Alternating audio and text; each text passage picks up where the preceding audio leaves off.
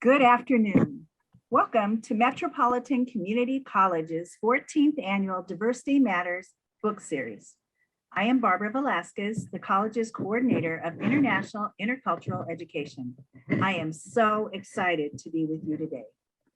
Your microphones and chat with other audience members are turned off, but you may always send a chat message to the host. As we move through today's presentation, please send questions at any time via chat to moderator Barbara Velasquez.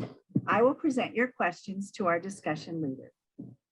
Also watch the chat for an online evaluation link. If your Zoom account includes your email address, you will receive an evaluation link by email after the event ends. Completing the evaluation, including your name and contact information, may qualify you for recognition for continued participation during the 2021-22 academic year. Victoria Christopher Murry is an acclaimed author with more than 1 million books in print.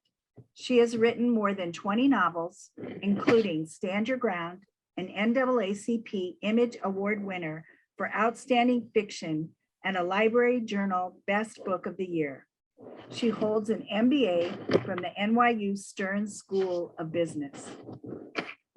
That was the brief bio that was given to us, but I also want to share just a few other wonderful things about Victoria. Several of her novels have been optioned to become movies, including The Deal, The Dance, and The Devil, and the X-Files series. Lifetime recently optioned her 7 Deadly Sins series for television, and she's going to have a really cool notice for us today about the Personal Librarian. Victoria lives in Washington, D.C., is a jogger, doting grandmother, and a member of Delta Sigma Theta Sorority, Inc. Please welcome Victoria Christopher Murry, who will present briefly to us about the Personal Librarian and her experiences as a co-author of this extraordinary tale that is meticulously researched, heartbreaking, and inspiring. You know that when we have a book discussion, your questions will create an exciting environment. So please send questions through the chat to Barbara Velasquez. We will pick a winner from those who send questions to receive a copy of the Personal Librarian. Welcome, Victoria Christopher Murry. Thank you. Thank you for having me.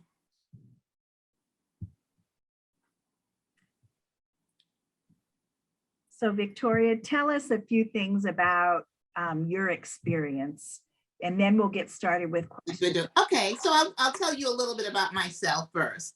So I have always wanted to be an author. Seriously, I tell people I came out of my mother's womb knowing that's what I wanted to do. As a little girl, I absolutely loved to read, and I wrote my first masterpiece when I was 7 years old. And a lot of people will say, 7, a masterpiece, how did you do that? Well, I was able to do it because I plagiarized all the other masterpieces out there. I wrote something called Betty and the Witch. And it was about a little girl who wore a red uniform to school with a hood. And then she had 3 bears for brothers. She had 3 pigs for sisters. And next door, their best friends were 7 little people. I had put a good witch in there and a bad witch in there, and just put everything I had ever learned into that book, into a play. I thought it was a play. And so my parents read it, and then my mom told me to give it to my teacher. And my teacher read it, and that teacher changed my life. And I've always said I really wish I could find her, because she had the entire 2nd grade perform it as a play. And I remember little bits and pieces. Like I remember her telling me that I could pick any part I wanted because I was the one who wrote it. I remember some of the practices, and I remember at the end of the play how everybody applauded for the author. So I've gotten a lot better. I don't plagiarize anymore, but that was how I started my writing career. And the only thing is, as I was growing up, I had never met any authors in person. You know, when you have career days at school, authors weren't showing up. It was just lawyers, teachers, everything. So I always say that when you're 18 years old, you do what you're supposed to do. And then you turn 40 and you do what you want to do. But I was 18, and so I went to college. I went to Hampton in Virginia, and I majored in communication disorders. And then I graduated and I went to Stern, NYU, to get my MBA. A lot of people are always so impressed with that. Yeah, I only did it so that I didn't have to work. My parents were really into education, so I knew they would support that, and I didn't have to work. And it was only a 2-year program, and I still didn't want to work. But when I told my parents I was going to go into the Peace Corps, they told me that they were sick of me and I was going to get a job. And then I met this man, married him, and he wanted me to work too. Everybody wanted me to work. So I ended up going into corporate America with the MBA. But I never lost that dream to write, ever. And it was my husband who really encouraged me. From the time we got married, for a wedding gift, he bought me a computer, and it was I'm dating myself now because it was an Apple IIe. It was the first home computer for people to use. It was as big as this room, and you put in a disc, and it had a flashing, cursor, a green cursor. And even though I was being encouraged to write, I wasn't writing. And I know now why I wasn't writing. At that point, I was saying I wasn't writing because life was getting in the way. And I was married, and I had a daughter, and I had this career, and how could you write? But I know that what it was that I was afraid to write, because once, and I'm hoping this will hit somebody who is listening today. If you want to be a writer, once you write something, you've got to do something with that. You got to do something with it. And if you risk sending it out to people, you could be rejected. And that's a scary, scary thing. But finally, one day, my husband said to me, "You have wanted to write your entire life. And if you don't even give it a try, you're going to be 80 years old one day, sitting on somebody's porch, rocking in somebody's rocking chair, and you're going to be sorry." And that scared me out of my stupor. That scared me away from my resistance to writing, because I didn't want to be 80 and never even tried the one thing I wanted to do. So I said, okay, I've got to try this. And so in 1997, I said, and it was April, I said, this is the year I'm going to do it. And I am going to be committed to it. I'm going to write 1 word a day. And the reason I committed to 1 word a day is that years before, I would say, I'm going to write 5 pages a day and do it for 2 days. And then on the 3rd day, if I couldn't write 5 pages, then I gave up. Then I got down to writing 1 page a day, couldn't meet that. Writing a paragraph, sometimes I couldn't meet that. But I knew I could meet 1 word a day. Because no matter what time you come home, you could write "she." And I would come home and write "she said" and double my commitment and feel wonderful. But one of the things that was so good about that commitment was that it gave me the discipline of sitting down and actually writing. And that book, I actually finished in 3 months. Because even though there were times when I just wanted to say "she said," sometimes a whole chapter would come out of me, but I didn't have the pressure. I hadn't put that kind of pressure on myself, and still finished that book in 3 months. And so at first I self-published the book because I had my MBA in marketing. My husband had his MBA in finance, and we thought we were smarter than everybody. We thought we would just publish it and keep all the money. About 2 days after we published it, we realized we weren't smarter than anybody, because self-publishing is a big thing to do. I'm still really glad I did it, because it taught me a lot about the industry. But then I was able to find an agent after I'd sold 9,000 copies on my own in 6 months. I was able to find an agent, but it took her 2 years to get the book sold. I was turned down by every single publisher in New York. In fact, there was one publisher that told my agent that it was Temptation was one of the worst written books they've ever read. And 2 years, I was like, 2 years, it was just a lot of stops and starts. And I just believed, my agent believed in it. And almost 2 years to the day, the very first publisher that turned me down, Time Warner, gave me a 2-book deal. And so I was on my way. But here's what's interesting. After those 2 books were published, and now people knew me, the publisher who said it was the worst written book that they had ever read, Simon & Schuster, is who I have my next 28 books with. And so I always tell people that's my true story.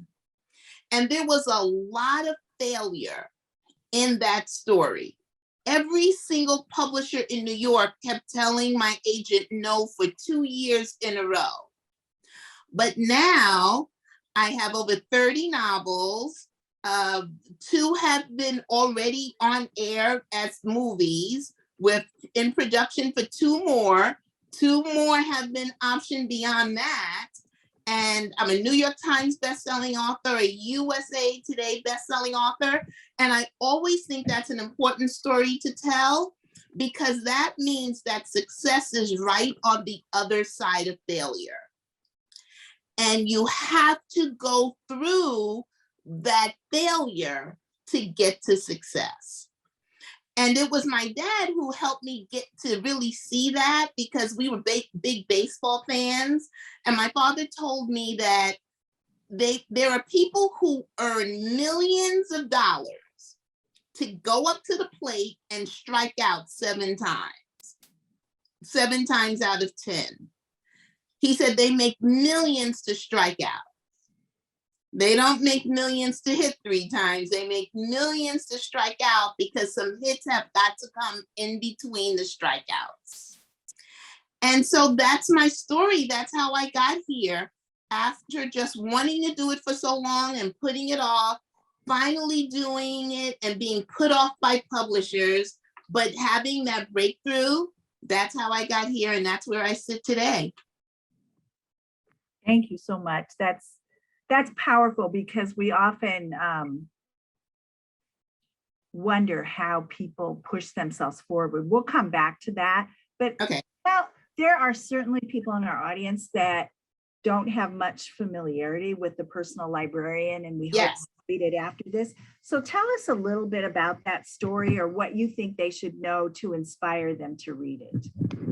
That story, wow, I wrote it with a co-author, Murry Benedict, who's white, and that's an important point, because we were writing about this woman, Belle DaCosta Green, who became J.P. Morgan's personal librarian. And that word librarian, we're not, we have a picture of it today, but she was the person that helped him amass his $1 million collection of rare manuscripts and books, art, and other things. And she was the person that helped him build that. And she did it before women even had the right to vote. So this was the early 20th century. She became one of the most powerful women in New York. And I used to say she was an uptown girl, because she could hang out with the Vanderbilts and the Rockefellers. And she was a downtown girl, because after she left the Rockefellers on Friday night, on Saturday night, she was down in the Village drinking dark beer and smoking on cigarettes. But she could do all of that. She became this very famous woman, and no one knew until after she passed away that she was Black. And the reason that is so amazing, because there are stories out there of passing, and I don't know a Black family of people my age, older. I don't know anyone who doesn't know somebody who didn't pass. Everybody, every Black person knows. The thing that's so interesting about it is who her parents were. Her father was Richard T. Greener, which is a name that is familiar in the African-American community, because he was the first Black man to graduate from Harvard. And so I had heard his name, and that's all I'd ever heard about him. I did not know he was a civil rights activist. I mean, a major civil rights activist whose contemporary was Frederick Douglass. And the people that he hung with, they were trying to change some things. And then her mother's side of the family was the Fleet family. And they were a group of Blacks who had been freed for generations. And they lived in Washington, D.C., in an area called the Gold Coast. And they were all educated, every single one of them. All of the women became teachers, all of the men were engineers. So she came from a very, very proud family of an activist, and he was really out there. Like in today's times, he would have been the head of Black Lives Matter, and it would have been probably even a bigger movement. And then this woman who was highly educated. So she came from very educated, and her mother, who had not been an activist, once she met her father, she got into the civil rights fight with him. But the challenge became when the mother and father went down to South Carolina during Reconstruction, and they had all of this hope for the future. And then the Civil Rights Act that most people don't know about, the Civil Rights Act of 1875, which gave Black Americans equal rights, the beginning of Reconstruction, everything. It would have changed the way this country got moved into the 20th and 21st century. But the Civil Rights Act of 1875 got overturned by the Supreme Court. And once that got overturned, that was when we saw the rise of Jim Crow and white supremacy and everything that was happening in the South. So Richard and Genevieve, Belle's parents, were run out of South Carolina, like under the cover of night, under the threat of being lynched. And they both had different reactions to the same issue. Richard said, I'm going to keep fighting and fighting and fighting for our children. The fight is not over. One day there will be another Civil Rights Act. Genevieve said, we were almost lynched. I'm not doing this. I'm not going to have my children do this at all. And then when she started reporting them as white on the census, that was when they split up. And so Genevieve took Belle and her siblings, and they lived a white life. That's a great introduction to a really rich story that you've created with Murry. How remarkable do you think it was that Victoria's true identity was never revealed during her time of working with J.P. Morgan, with all the contacts that she was there? And do you think it was luck, or do you think she was just that talented and dedicated to protecting her family? I think it was a combination of both. Talk about Black girl magic. She was using a lot of smoke and mirrors to make sure. One of the things, she became this very flamboyant person. And her dress, and we tried to show that in the book, she was making a lot of money. Even in the way she talked and the hats, and she'd be the only woman at an auction flashing a red scarf around.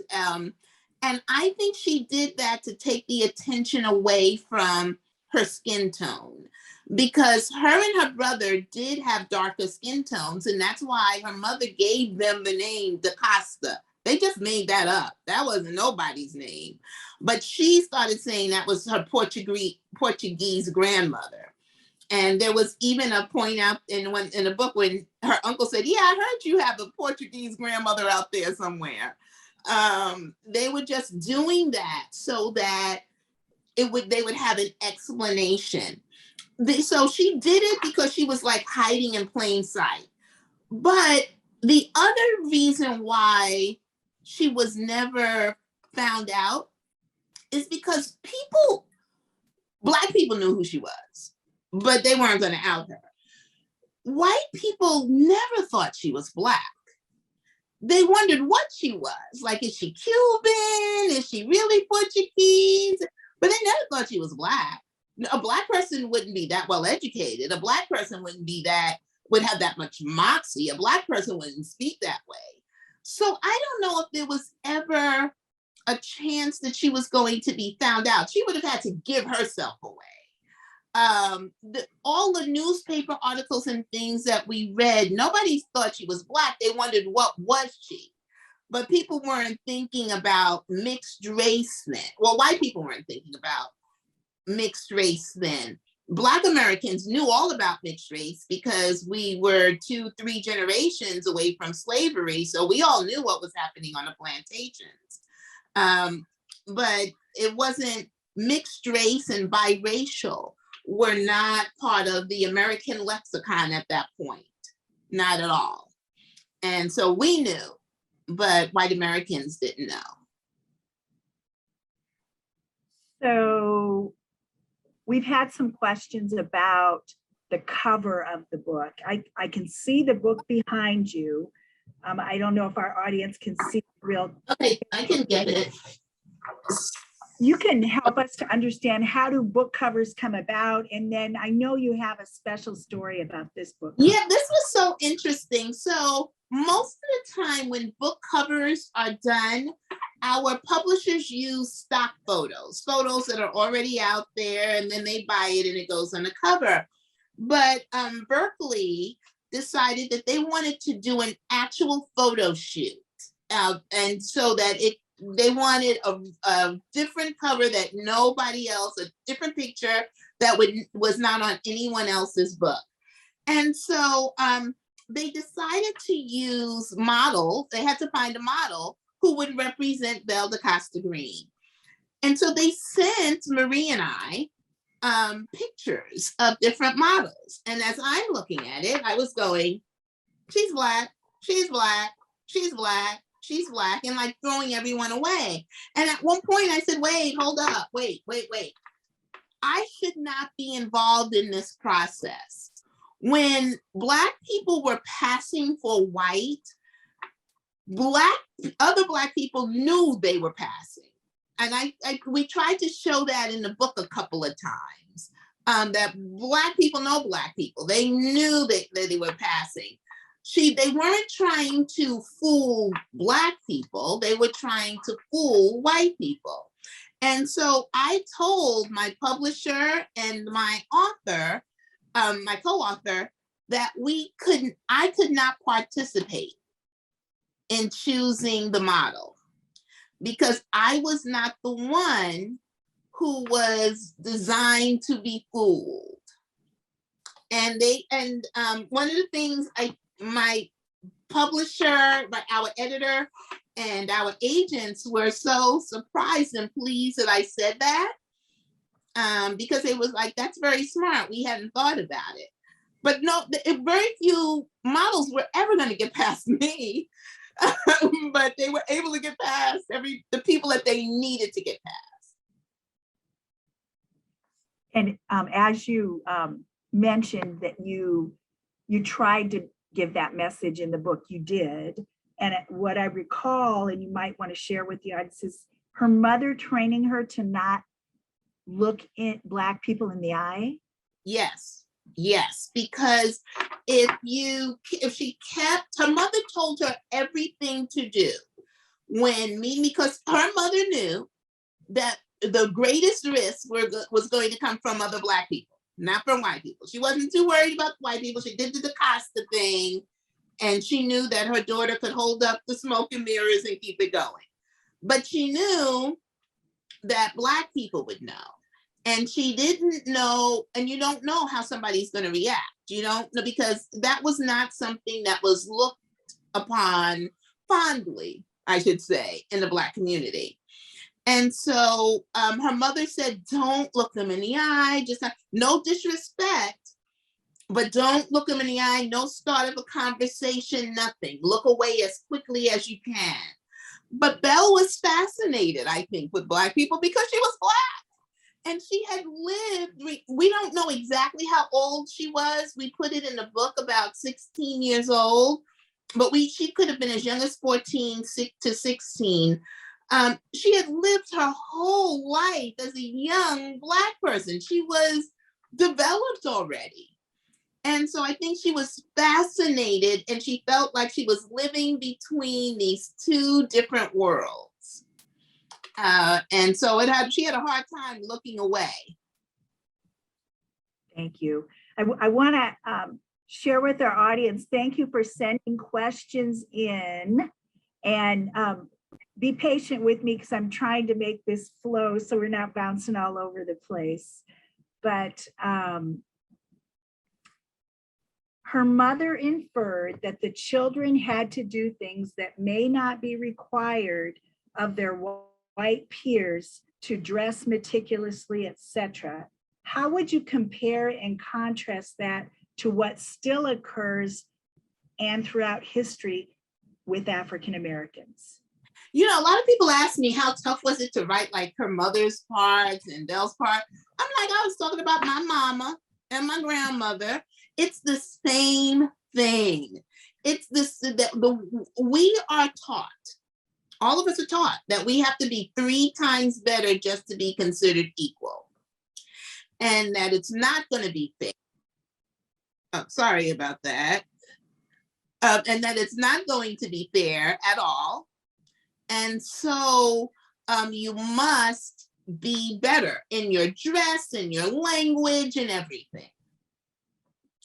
And it was so easy for me to get into Belle's mother's head and even Belle's head, because I don't feel that we are living that differently right now. All right. After her death and her secret came out to the world, what impact did that have on her family, who also practiced passing, right? Did she not have any relationship with them? I'm also curious about if any present day relatives came forward after the book was published and what their thoughts were. Yeah, so remember, we write fiction. So one of the things that we don't do, because it's not a biography, is we don't go and speak to the family, because then it becomes a biography and we're writing fiction. We stick to as many of the facts as we can, but I always call the facts the big dots, and we connect the dots with fiction. So, but this is what we know. We know that her whole family, that whole nuclear family, lived as white. They married white men. The 2 older sisters did not have any children. And that's, again, something you know in the Black community. You better not have no kids, because you don't know which color's going to come out. And that's the truth. And her mother knew that, and they knew that. And especially Belle, because her skin was dusky, and you don't know which recessive genes are going to show up. But her youngest sister, Teddy, did have children. She had one son who Belle and her mother ended up adopting. And we actually had that in the book, but it almost took us off like on a different tangent, so it wasn't enough room to tell the whole story. But the truth is that Belle and her mother adopted Teddy's son, Bobby, because when Teddy got married, she was only with her husband for a week before he was shipped off to World War I, and then he got killed right away in World War I. And she was pregnant with this son, had a nervous breakdown. I'm making the story short, but had a nervous breakdown, and Belle and her mother took over. Plus, Teddy finally did remarry, and she didn't want her son. So Belle raised him. Belle did not do a good job. And he ended up dying in World War II. He lived a very sad life. When Teddy remarried, she had a daughter that she named Belle. And we found out that Belle died in 2005. While we were writing the book, we didn't have any more information. Since we wrote the book, the historian has come out and said that she contacted us because she was fascinated with the book, and said that she's been in touch with the niece Bells, two children, two girls who know that they are Black. They have lived as white, even though they don't say it, they've lived as white because that's how they were raised. And along with that, Victoria, were there ever any comments from descendants of J.P. Morgan? Okay, so that's interesting. Murry and I did a book club for the J.P. Morgan Board of Directors, just for them. And so they were there, they were wonderful. And there was a man there who was in his 90s, you could see, and he was just laughing away. And finally he said, this book was a hoot. That was what he said. He was like, I totally enjoyed it. And you can imagine him. He was just boisterous and saying all this stuff. And he said, the only thing is that I live down the block from, and I couldn't remember who he said, but he said he lived down the block in Sag Harbor from one of them. And he said, you got Anne wrong. Anne was much nicer. And then he said, you got Jack wrong because Jack was a jackass. He said, that's what we used to call him, jackass. So we just laughed and everything. So afterwards, we got with the director saying, well, who was he? You know, he lived down the street. He was J.P. Morgan's great grandson. The Jack that he was calling a jackass was his grandfather. And so he, you know, we didn't talk to him about the specifics of the book or anything, but he was just saying it was a hoot. He enjoyed it, but Anne was nice and Jack was not. Tell us a little bit about Anne's role, because so the facts of Anne, who is J.P. Morgan's daughter, the things that we know to be true was that she was gay. She wasn't involved in this Boston marriage. Had you ever heard that term before? You know, I was thinking at the beginning of the 20th century, they were prudes, you know? Until I started doing my research, I was the prude. I was clutching all kinds of pearls, reading about what those people did and what Belle ended up doing. But she was gay, involved in a Boston marriage. And nobody was supposed to know about it. And I think JP did know, but if it was ever mentioned, he was going to have a fit. And we also know the fact, we know that she did not like at all. She did not like Belle. We do not know why she didn't like Belle. So we wanted to add, this is where I say, so those are facts, and we connected the dots with fiction. We wanted to add the tension in the book of someone who might suspect Belle's secret. And that was the fiction part. But the two things about Anne's life was true. Thank you. Thank you. So you've mentioned that you were a co-author. Yes. Tell us what that experience is like. How did it come about to co-author, and you know, what would you share with the audience about taking on a project like that? A collaborative project. Well, I had actually done 6 other books with another author, Rashonda Tate Billingsley, and we had done books together. And I actually like working with other authors better than writing a solo project, because you're constantly bouncing the ideas off of each other, and I think you get a better book. But how this book came about was that Murry used to visit the Morgan Library in New York. And she was an attorney at the time. She was to just go there. It's really beautiful. It's only 4 rooms. The way we described it in the book is exactly it. And she used to just go there and sit and cool out and be surrounded by all of this gold. It's like being in a little jewelry box. And so she used to go there, and a docent told her that J.P. Morgan had not put this together. It was a woman, and she told Murry the name. And so Murry had always wanted to be a writer as well. And finally, she made the transition from being an attorney to writing historical fiction. And she writes about, I always say she writes about women who've been lost in the folds of history. And so she was writing, and she kept doing more and more research on Belle DaCosta Green. And when she discovered that Belle was Black, even though Murry really wanted to write her story, she felt like she could not do it. She felt that Belle deserved to have her story told by a Black woman and a white woman because she lived both lives. But Murry at that time didn't know any Black authors. So more years passed, and she finally read my novel, Stand Your Ground. And my novel, Stand Your Ground, is about a young Black teenager who gets murdered by a white man. And I told that story from the perspective of the Black mother and the white wife of the shooter and how their lives intersect. And Murry read that and she called her agent and said, I want to work with that writer. That's the writer I want. So she sent me a proposal. So I know none of this. So she sent me a proposal. And when I got it from my agent, the first thing I did was Google Murry Benedict, and it said that she wrote historical fiction. Okay, that's not me. I write contemporary fiction. And then I looked at her picture and I called my agent back and I said, has Murry seen a picture of me? Like, is she looking for me or a different Victoria Christopher Murry?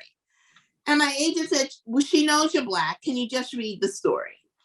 And so I couldn't get past the first two paragraphs because the first two paragraphs were just about J.P. Morgan, and I did not care about J.P. Morgan, and I couldn't figure out how or what this had to do with me. And it took my agent months to get me to read 3 pages. And that's why reading is fundamental, because all I had to do was to read the rest of the other 2 pages where it got into Belle's story. And the last paragraph said, no one knew that Belle DeCosta Green was Black until she passed away. And I was like, why didn't Murry lead with that? If that had been the first paragraph, this book would have been out 3 months earlier. And so, but that's why you got to read the whole thing. People don't need to make assumptions. And I made huge assumptions about this. So Murry and I met, and I believe if you're going to do collaborations, you need to be working with someone who's like your writing soulmate. And that's exactly what's happened with Murry and I. It's her strengths are my weaknesses and vice versa. And it has just been the best joy. And how we wrote the book was we discussed every single chapter first. And so by the time we decided we would write it, a lot of it had already been talked out. You know, so it was almost easy because we said, okay, let's open it up with Princeton, because that was very important to J.P. Morgan believing that Belle was white, because Princeton was the only segregated Ivy League at the time. So all of those kinds of things we would do. And then depending on what the chapter was, if it was about Belle and her family, I would write the foundation of that chapter. If it was about the art history and the auctions and things like that, Murry would write that foundation. And then we would switch and give the chapter to the other, and then we would go in. Then we did the edit together 3 hours a day during the summer of 2020 on Zoom, every sentence together. Every sentence we edited that book. So people always say that this book seems seamless, that you can't tell their 2 voices. And that's the thing that I'm most proud about, because we wrote every word together. Wow, that's a great description. And you're a beacon, really, for a group project for us to look forward to. So this is a little bit off, but we have an audience member who'd like to know if you write poetry, because she tries to write, she says she writes poetry, but not on a regular basis. And even if you don't write poetry, do you write when you get inspired, or do you just make yourself write all the time? Yeah, so now that's a good question. I've never been asked that question at all. No, I don't write poetry because I think poets are the best storytellers. I think poets are the ones that have to tell a whole story in just a few sentences. I need 300 pages to get my point across. You may not have noticed, but I like to talk. And so that's why I'm a novelist. But poetry, I think they're the best writers because you have to tell everything in a very condensed way. Now, do I wait for inspiration? Because people ask that part of the question all the time, what inspires me? And what I don't. And the reason I don't wait for inspiration is because this is my career and I've developed an incredible relationship with food and shelter. I love to eat and I love where I live. And because I don't get paid until I write, I can't wait for inspiration. And so what happens to most writers who are doing this as careers, we don't have the ability to wait for that. We have to pull that out of us. It's our job. And it really is no different than any job. I know plenty of people who are teachers and they get up and they don't feel like going to work, but they go. And once they get there, then everything is good. And the same thing happens to me with writing. Once I come into this office and sit behind this desk, and there are plenty of times when I don't feel like doing it, you force yourself, just like at any other job, and it starts flowing. Thank you. But that was a good question, because if you think if you can write poetry and you doubt if you could write a novel, that's not true. You can write a novel. You got that story in you. Encouragement. That's what it's all about, right? Get the pen to the paper, or tapping on your keyboard. I mentioned at the beginning that you had some really exciting information to tell us about the Personal Librarian. Yes. So I don't know if anyone is aware, but when the Personal Librarian came out last June 29th, we were selected as the Good Morning America book club pick for July. So that was so exciting.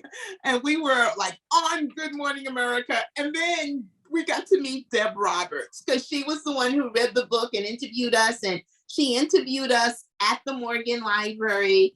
And Deb Roberts has loved this book from the beginning. She just loved this book. She has been the biggest champion for us and telling everyone about the book. And the first person she told was her husband, Al Roker. And so Al Roker came on an Instagram with us and was talking about the book after he read it. And then he has a production company. He has several movies on Hallmark and on Netflix.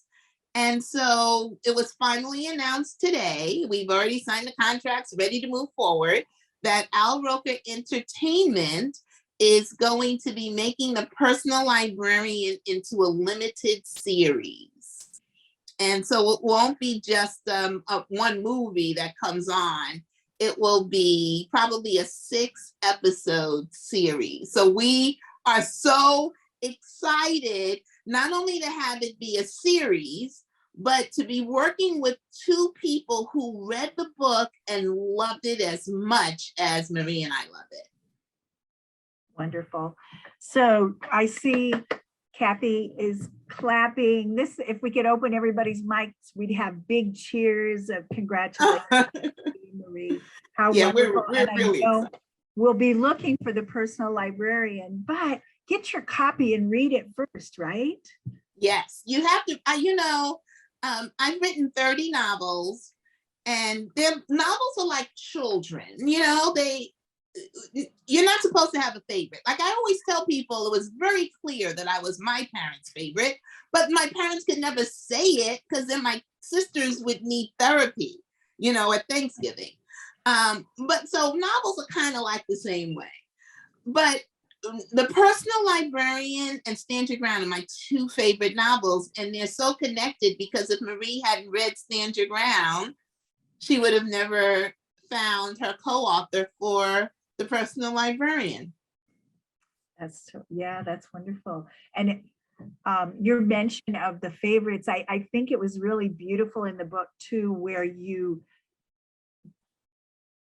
portrayed that relationship that she had with her father. With her father. Yeah, didn't you feel, there's some facts that we know. She was the one who followed closest in her father's footsteps. Her father really did give her a love of art. He would take her to the Metropolitan Museum on Saturdays. And it seemed like he did give her that book by Bernard Berenson, who she would meet later in life. And so we could just see that kind of relationship because none of the other children had the same interest that she had with her father. And so that is just something that Murry and I were both the oldest, daddy's girls, so we could see that. Okay, yeah. You immediately reminded me of that when you said your favorite. and she tried not to let her siblings see that either, right? Yeah, well, she was trying to protect her mother too.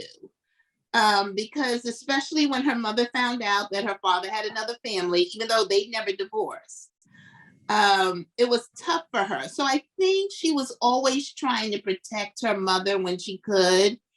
And she just kept her relationship and her longing for her father to herself. Because a lot of people say, why did he cut off his relationship like that? And I think it was a couple of reasons. I think first, he had been abandoned as a child. So I think he did what he had seen. But also, if they decided to live as white, any interaction with him would have put them in danger.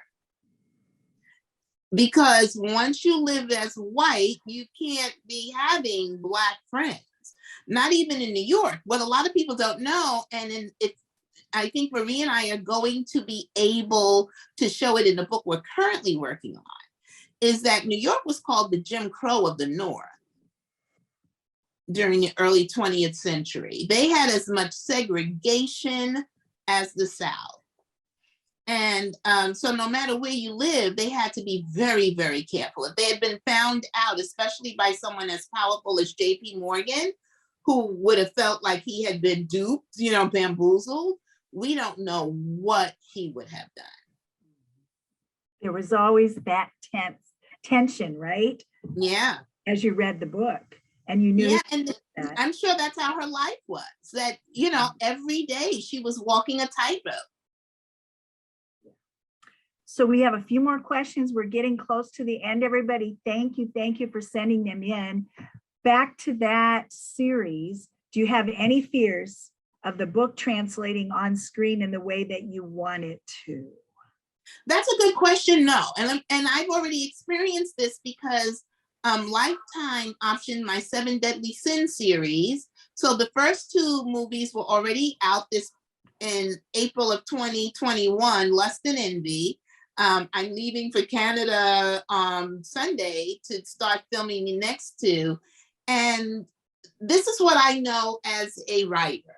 I write novels. I do not write movies. And novels cannot become movies. A taste of the novel can become a movie because a novel can be 300 pages. But a movie can only be 90 pages. It's a page a minute. So they have to, get rid of a lot of it. Now, this is the first time I'm going to have a limited series. So there is a lot more hours to work with everything that's in the book. And so I think in that kind of situation, it will be much closer. But I also know that things that do well on paper don't always do well on the screen. And so I am a woman who just believes in letting the people who know what they're doing do what they do. Because I wouldn't want none of them people to come to me when I'm writing my novel saying, we're going to turn this into a movie. Can you just write it this way? So I'm not going to tell them. And that's why they should stay away from telling me what to do. All right. So I know everybody will not be surprised that I'm getting beautiful comments about, I'm so glad I attended. This has been amazing. Oh, I like the way you incorporated the travesties of the KKK, Rosewood, and Black Wall Street, factual American events. Have people been critical because of the whole critical race theory debacle? Facts are indeed facts, right? yeah, we haven't had that, but I'll be honest, I do believe that if we have a change of administration, this would be a banned book. I think this would be a book that would be banned from libraries and schools, and so we haven't had that yet, but I think this would be a book that they would ban. We have to stand up against that. And Yeah. you in this beautiful book. So let me just check. I don't want to miss out on Any questions? with your co-author, as you were looking at those different historical events, were there any things that impacted the two of you, surprises she may have had, or the growth that the two of you may have experienced? Yes, one of the things that people said they enjoyed most about this book was the author's notes in the back, because both Murry and I talk about how we came to this project, but what was really amazing was we received our edits, which is when you have to really roll up your sleeves, 2 weeks before George Floyd was murdered. And we had to turn in our edits September 1st. So we had already had a plan to work every day from 9 to 12 by Zoom because we were all home for the pandemic. And there was no way for two women, one Black, one white, to watch what was going on in the world around them every day while they were writing a book about race, to not have some of the deepest discussions on race that we had both ever had.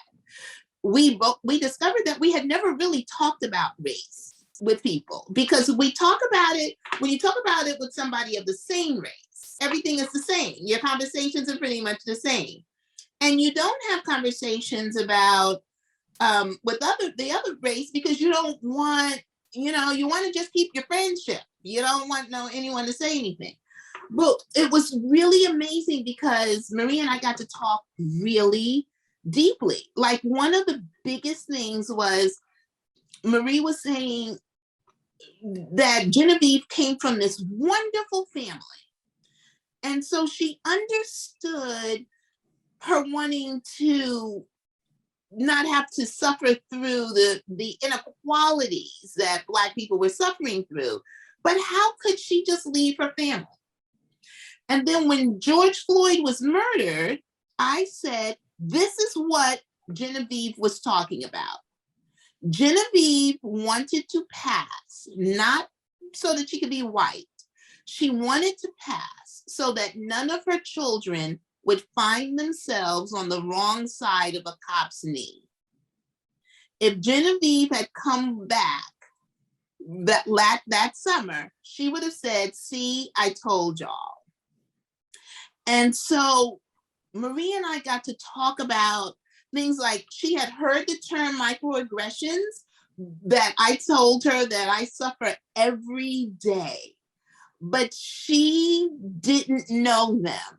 So when I told her that if I get on a plane with the first class ticket, 50% of the time, the flight attendant will say to me, as I'm putting my bag up, oh no, these shelves are just for first class people.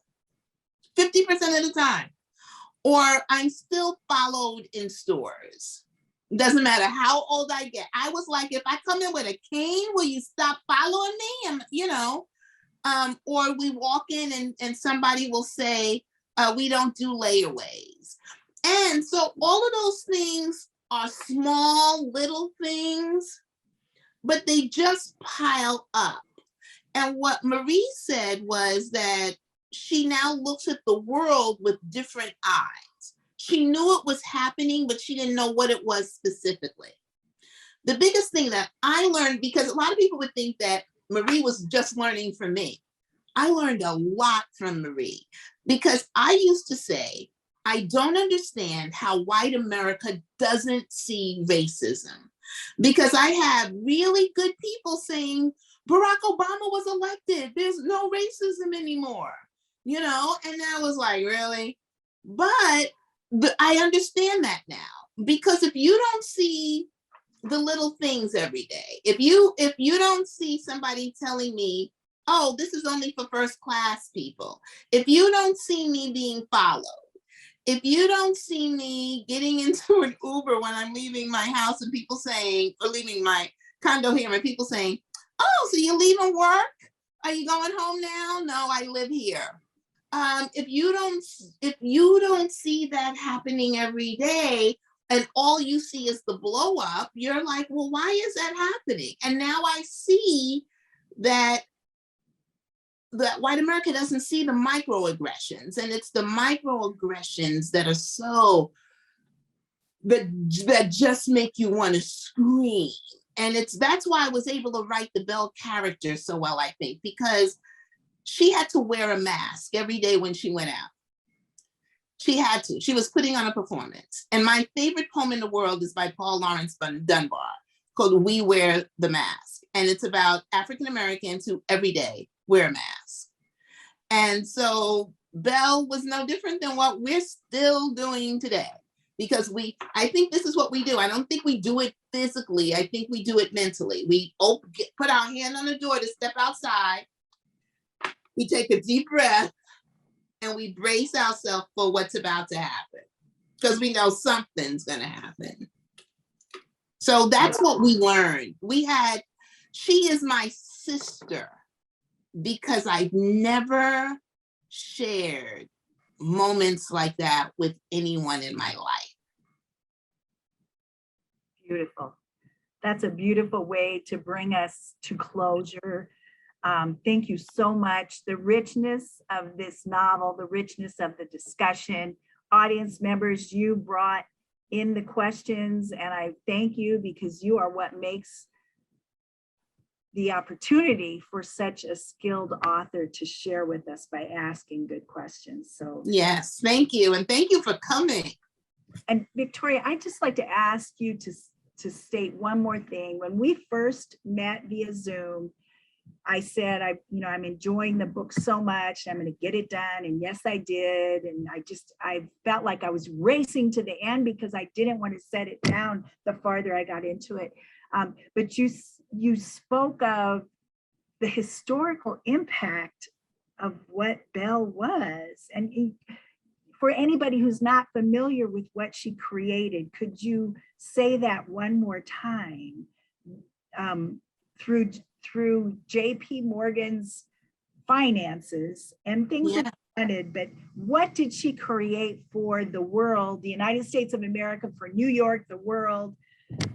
She amassed this amazing collection of the richness of literature. Like, he has the Caxton collection there.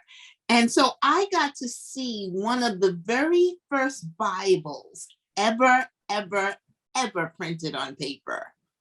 And so what she did was amass pieces like that all in one place. But remember, it was a private institution. It was just like I have a library here, and if it got too big, if I had JP Morgan's money, I would have gone next door and built a building and put my library there. That's exactly what happened. When she joined him, it was a private collection. He had no intention of making it public. And she felt that it needed to be made public so that people could share in the richness of it. And that Victoria Christopher Murry could one day see one of the first Bibles ever. I think it was in Gutenberg, actually. One of the first Bibles ever printed. And so it was because of her because JP was just collecting here, collecting there, but she wanted his collection to tell a story, a complete story. And in 2024, it will be 100 years since the JP Morgan Library became a public institution. He died in 1913. It all became public because of her. And they are going to spend all of 2024 celebrating Belle DaCosta Green. So that's going to, if anybody gets a chance to go to New York during that time, and go to the Morgan Library, it's just 4 rooms, but if you read the book, you'll feel like you know where everything is. Definitely go so that we could celebrate her. And they're celebrating a Black woman because for many years they didn't acknowledge that. Wonderful. You used the phrase women lost in the folds of history. What a perfect example. Yes. Yes. Or the true woman, shall we say. Yes. So thank you so very much. And we want to also thank Victoria for allowing us to record this. I've got some people asking if they'll be able to watch again. So we'll let you know how to get to that. I think you've shared so much, but Victoria, if you wanted to share anything else today? No, well, if people want to follow me so that you can know what I have coming out or when the movie's coming out, you can go to my website at victoriachristophermurry.com and sign up for the mailing list. And then you can also just always check back there with things like that. I had 2 movies come out on Lifetime last year. And in April, the next 2 movies are coming out back-to-back weekends. So all of that will be on my website. And then Murry and I are working on our next book together. And it's about the friendship of Eleanor Roosevelt and Mary McLeod Bethune. And so if you thought that there was some race stuff going on in the Personal Librarian, ooh, child, there's so much race stuff going on in here. But again, I think Murry and I are taking some of our friendship and putting it in here, real serious conversations. All right. So as we move to, we want to thank you. There is no way to articulate how wonderful you've been for us. Our next book in the series, you have plenty of time, everybody, to read this one, The Ungrateful Refugee. We won't be having the discussion until April 7th. So check out Metro students and personnel, check out the library to get a copy, or for anybody, your favorite bookseller, have that there. We're excited that one of our own here at the college, Success Navigator, Patty McSivan, is going to be our discussion leader. And that happens to be on the day of our annual international fair.